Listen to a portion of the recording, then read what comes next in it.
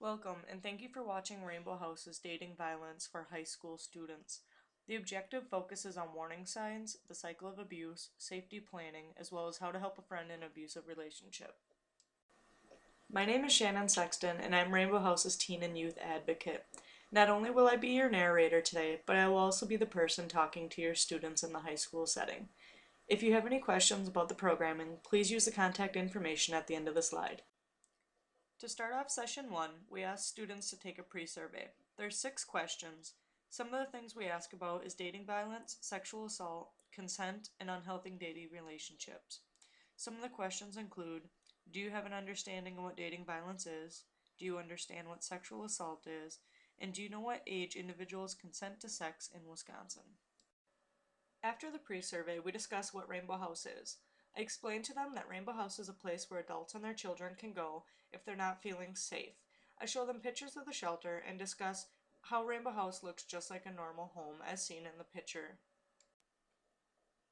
Lastly, we talk about how the shelter is kid-friendly.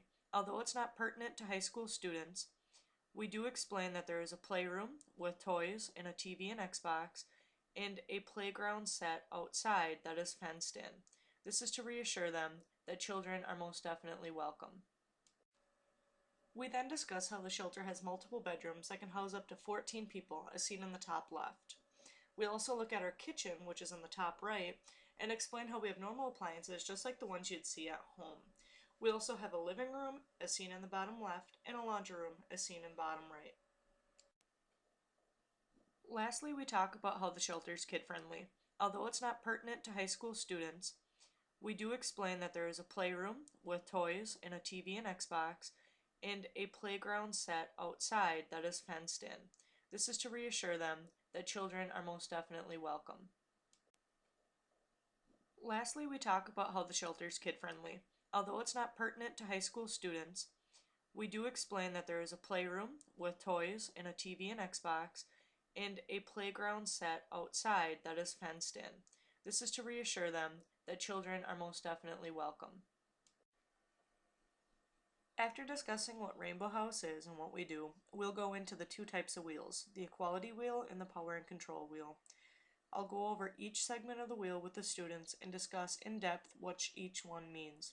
For example, in the equality wheel, economic partnership is making money decisions together, where in the power and control wheel, it is preventing someone from keeping a job or making their own money. The comparison and contrast of the equality wheel and the power and control wheel lets students see what a good relationship looks like compared to what a bad relationship looks like. To finish off segment 1, we'll watch Dating and Violence Should Never Be a Couple. This movie's 31 minutes long, but we'll only be watching 10 to 15 minutes of it. We use this to get teens talking about domestic violence and to learn what prevention strategies exist. To start off session 2, we will do the abuse continuum activity. Student volunteers will create a continuum from least to most severe to demonstrate emotional, verbal, and mental abuse. The continuum stresses that abuse isn't only physical.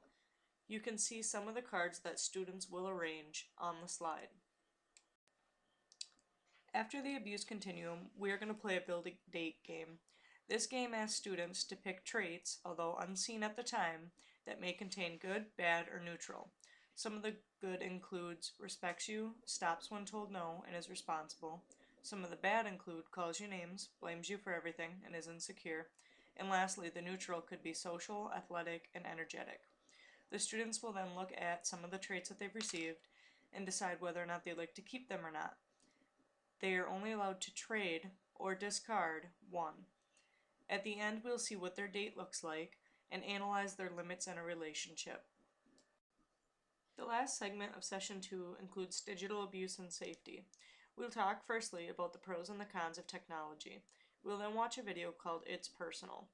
The video has segments where you stop and have discussions. Some of the discussions include texting, what's good and what's bad, sexting, the legal and personal implications, picture sharing, are they ever really gone, and social networking, the good and the bad, and how it could affect future employment.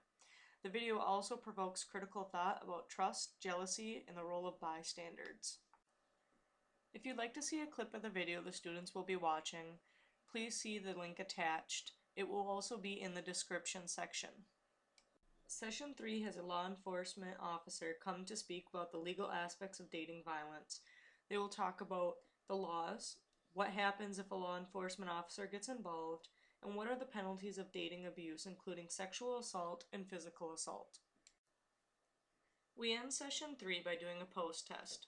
There are 6 questions that ask about dating violence, sexual assault, consent, and unhealthy dating relationships. Some of these questions include: do you have an understanding what dating violence is? Do you have an understanding what sexual assault is? And do you know what age individuals can consent to sex in Wisconsin?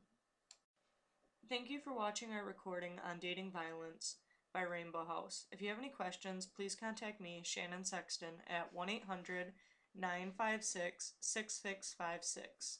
As always, Rainbow House is free, confidential, and here 24/7.